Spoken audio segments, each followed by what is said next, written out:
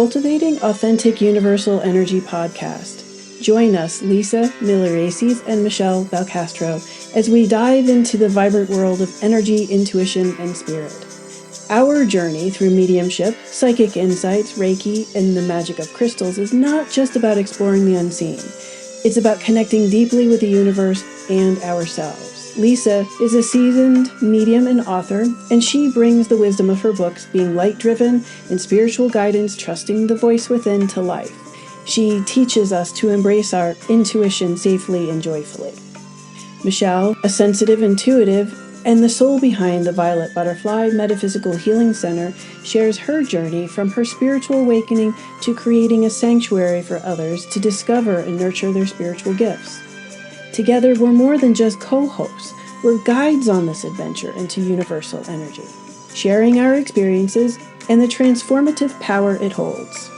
We are thrilled to invite you to our first ever CARE retreat in Safety Harbor, Florida, this April from the 19th to the 21st. If you'd like to dive deeper with us, you can visit Lisa at tocommunicate.net and Michele at thevioletbutterflymhc.com. Let's embrace the energy together.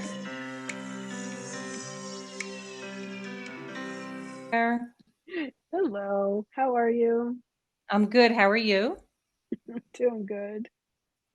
Did you get a little thing to say got it on the other side? They did the recording and Yes. okay. Yes. And I turned on our little AI companion to see Our what AI, kind oh, of I did it right. I have yep. functioning. Hopefully, me and technology, it's still a thing. Oh, but we're here now, and we were thinking what we're going to talk about today.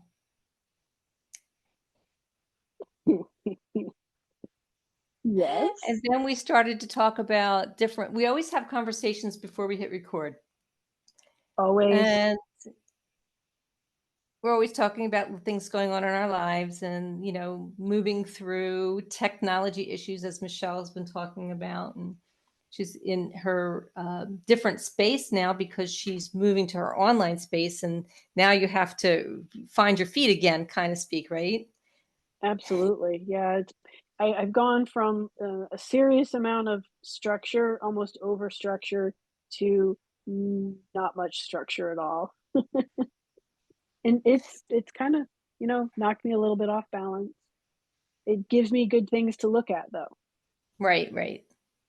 Yeah. Oh, and that's where we went into that conversation of things to look at, because I do like to acknowledge if there's things I need to heal, to release them and let them go, but that's it.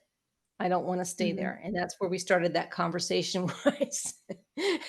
I said, Yeah. Michele, you have to get a little deeper on this. Yeah. All right. So, you guys know that we love to work with our oracle cards. And today, what kind of started some of this was I pulled out the Whispers of Lord Ganesha deck. And the first card that I pulled was titled Understanding.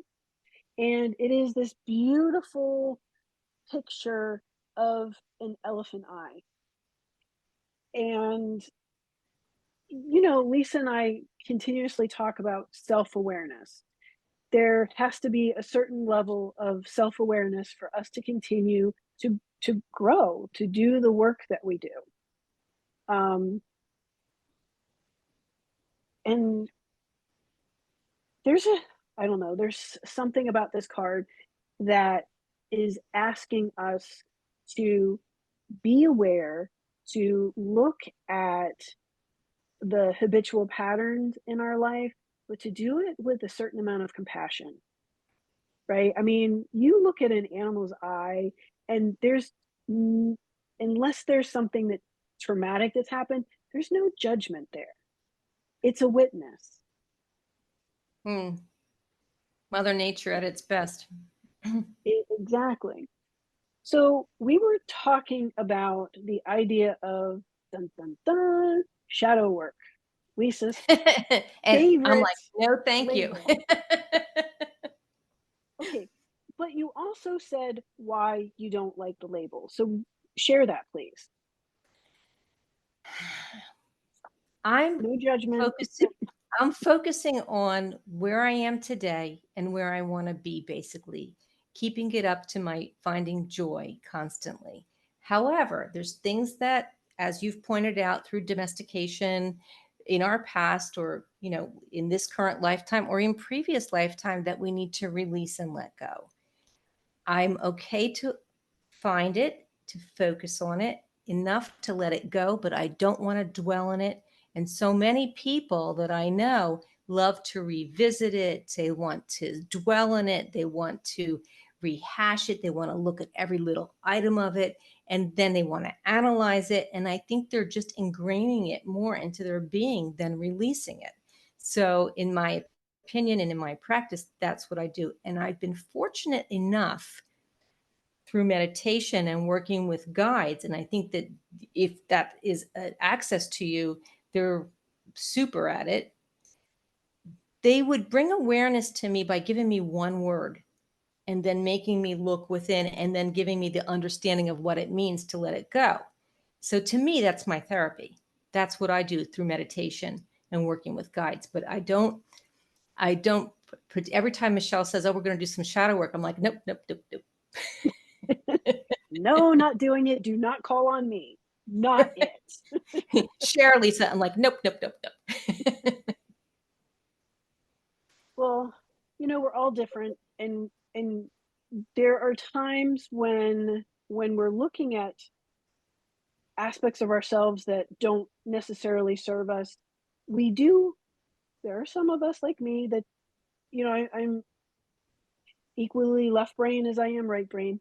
If I understand the origins of something or different aspects of it, it can help me then let go and do it in a way where I can say, okay, this, whatever it is a result of the way I was domesticated. And I'm not saying I'm blaming everybody, but if I can understand the why I have this habit, then I can be a little bit easier on myself. Because Right. I'm really hard on me. And I am pretty sure I'm not the only person that's really hard on those things that we consider imperfection. So the idea is that to get an idea of what I can't find my words today, Lisa, That's to get an okay. idea of the why to help in the processing and letting go. And I think that sometimes people miss that. They just miss that. Or they might Mhm. be so left brain, they're so used to over analyzing things. And we're not saying that what people are doing are right or wrong. It's just, It's not a one size fits all. no, it just doesn't work for you. Mm-mm. That's all. So I use meditation to help me find my answers as one of the ways that I do it. I mean, there's other things that I'll do to help release and let go. But what is your main tool that you use to help you? Journaling. Okay. Journaling is really helpful. And it's not always like vomit all over the page. Sometimes it's like word association type of Mm-hmm. journaling, almost like a real quick shorthand kind of, this is triggering me. What are like two or three words that I associate with that? And then kind of like almost build a tree from there. Mm. So, do you have an old one that you can share that maybe as an example, or I can share one if you want. Uh, so nothing, there is one in this mess that is in office. I came across it the other day, but I don't know where it is. So, So, I actually wrote about this one in my first book, The Being Light Driven: Finding Inner Guidance. I always say my husband is my best teacher. There's different people that are within in your life experience, in your family, that they know all the buttons to push and things of that nature. Mm-hmm. So there were certain aspects. He used to like to go to the horses and do different things that really would trigger me. And I thought I had forgiven him. I had gone through that and forgiven him. We're still together, by the way. It's been 43 years. We're still here. Something's still working. I don't know. So I went and I meditated about it, and I said, why I went through the period of time, things got better. It felt like there was a lightness around the subject. That's how I can explain it. When you go to release something, let's just say you forgive somebody of something, and there's a lightness, it feels a little bit better. Your kind of rapport is a little bit better, but it's not 100% perfect. I don't think it ever will be 100% perfect, but it was better. So I'm looking at that and saying, okay, that was good. And a period of time went by. But then I started to notice it again. Like, kind of like it will come back again. It's like they talk about the layers of the onion. You heal something and then something comes back again. So I meditated and I got one word, and I got the word resentment, that I had already forgiven him, but I held resentment for the act that he was doing. So I asked my guides to help me release this and somehow to show it to me in some way. And it happened through a dream. And it's always a work in progress. I'm still a work in progress. I guess until I transition, then I won't be a work in progress anymore, but I'm still a work in progress. So in my dream, I threw up a dead rat. And in the morning when I woke up, I felt the release, and I actually felt like my stomach hurt, like I had been sick in the evening. But I realized I had a spiritual release through my sleep. And then it got better and better at that point. So whatever I am today, it was worse before. Let's just put it that way. So there has been a release, there has been improvement, but I've done this through meditation. And that's just one example of how that has worked for me. But typically, if it's done through meditation, spirit guidance will give you a word or like a series of 2 or 3 words. And then I get like a download of an understanding of what that meant.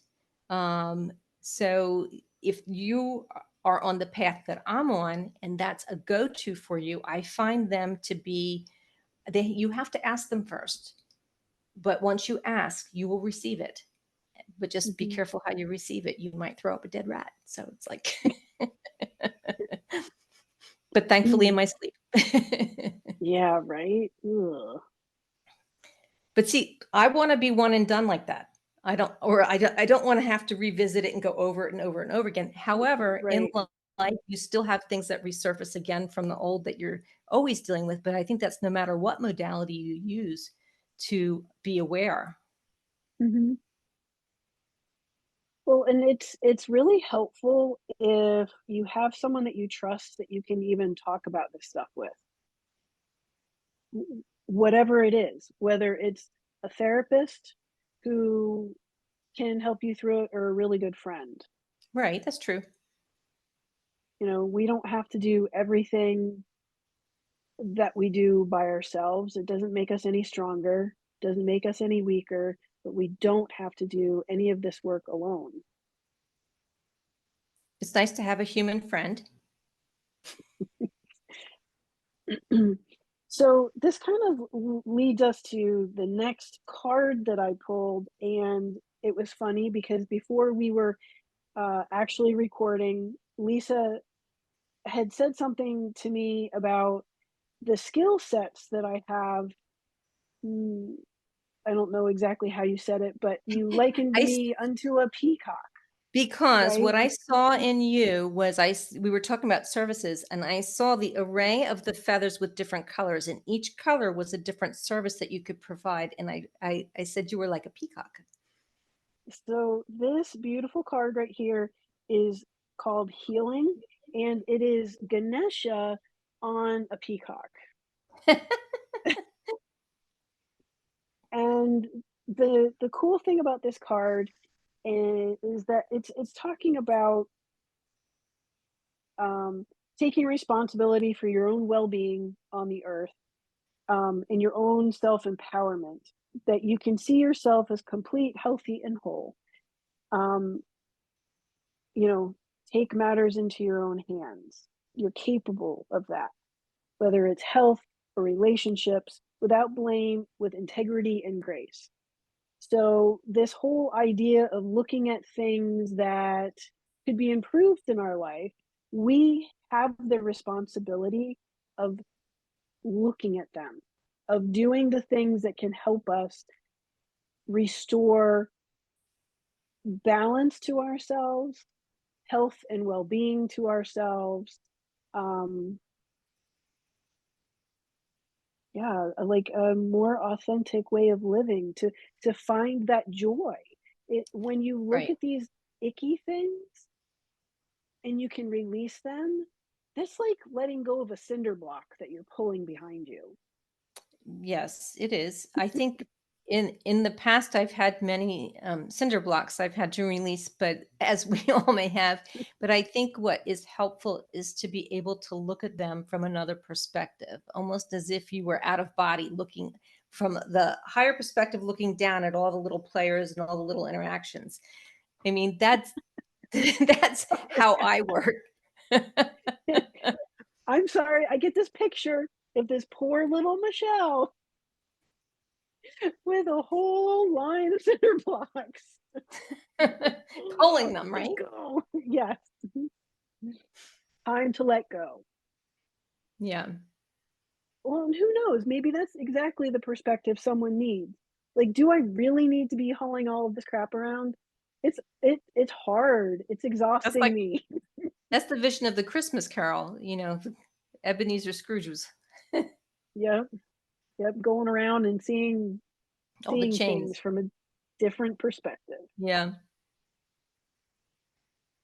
Yeah, so, if it doesn't work, let it go. So the last So you can card. the thing is, though, you can send it compassion. It's not like we have to feel bad about it. You can love yourself enough to let it go. You can love another person enough to let them go if it's not working. Hmm. It Absolutely. can be done with love. I mean, we sound like it's very matter of fact, just let it go, but it's like Eh, we've had this discussion 100 times before. That what we talk about is from our own experience, but it's not easy. Most of it is not easy. Mhm. And it's not a snap your fingers and poof, there's, you know, it's all different. But that was an amazing way of introducing this last card, that is Ganesha's trunk, and it is capacity to love, Okay, great. right? So, the idea that we have understanding, empowerment through healing, and then a capacity to love, and that it takes courage to open up and heal these areas of deep vulnerability within ourselves. And I mentioned meditation as one way to look at that, and you said journaling as one Hmm. of yours of choice. Is there another that you use, another modality that you use when you feel like you need to go inside and observe some things? Well, the cards are always really helpful as long as you don't get defensive by what you're seeing. Just, Well, that's true. and that goes the same for the journaling and the meditation. You have to be a witness, not the judge, when you're doing the work. And we always talk about finding balance and the maintenance that we use for our energy body. If we're taking a walk, or we're by the sea, or petting your cat or your dog. Um, that's also very valid and true always, to observe where you are. You have to regain your balance to see if you need something, to look at this perspective. You want to be from a place of neutral. You don't want to be in a place of anger or fit to be tied, or to start your practice. You want to honor that you're angry, uh, breathe through it or do whatever you have to do to get to that neutral, calm place, and then do a practice. Yeah. So I know this is going to sound a little bit like I've made a right-hand turn or a left-hand turn out in left field, but all of what we were talking about just happens to coincide with a podcast that I was listening to this morning at the gym. And some of you know that I'm a big fan of Amy Porterfield. She has a digital course, and she has this podcast that's called Online Marketing Made Easy. So she was having a discussion with someone who was talking about how she went from being an attorney to a life coach, and the women, primarily the women that she works with, have a lot of their conversations and their coaching has to do with, and she's not using the word domestication, she's using the word like you're being socialized, right? So Well, how you potato, socialize your potato, dog right? to, yep, to what is socially acceptable behavior, and the idea of you need to notice the words you use, the things that trigger you, and having compassion for yourself to when you're noticing these reactions, that this is the way you were taught, and it doesn't have to long-term define who you are. You have the ability to look at yourself from a place of understanding and grace so that you can start healing these patterns and doing it from a place of love. And I just think it's interesting that the way these cards came out and her message were so different. And I mean, yes, we're talking about intuition and authenticity and spirit and our spiritual development and self-growth. And they're talking about online marketing and being an entrepreneur. Well, But it's all connected. Everything's connected. Exactly. So I feel like some of our conversations are validated in different ways that you just wouldn't expect. Oh, I agree with you. I think this is part of who we are, and it's been ignored for so long. But you could take your career and you can look at that, and you could find that you do need balance of your energy. You do need this. So I agree with that that comparison. I'm going to pick one more just for like a sum it up. Let's see what we can get. Sure. Let's see what we got. And let's see, random pick. Moving forward, this card says, get ready for positive change. I'm okay with that. And I think once you do that, once you do look at the things, you release them, then you can just regain your balance and move forward in positive change. That works. Mm-hmm. Well, anything else on the topic? Well, just to remember that it isn't a one and done. Like the example that you used, Lisa, years later, you go back and have to revisit it. And it's not a judgment in any way that we have to go back and relook at something. We are in a different place. Well, it'll bubble up again. Mm-hmm. But it is typically, in my own experience, you can't change another person's action, but you can change how you react to them. And Absolutely. when I remember that, I can do well.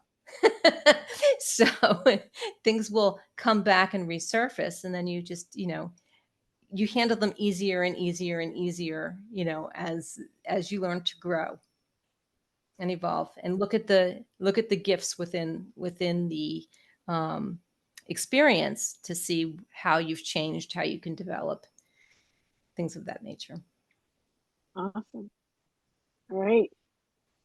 All right. I'm good. I'm good too. Well, it's been great. We'll see you soon. Take care. All right. Bye-bye. Thank you for listening. We'd love to hear from you about your experiences. Leave us a comment below. You can find more information about Lisa and her offerings on her website, 2communicate.net. Michelle's shop is the Violet Butterfly Metaphysical Healing Center in Palm Harbor, Florida. You can find more information at thevioletbutterflymhc.com, including the online store.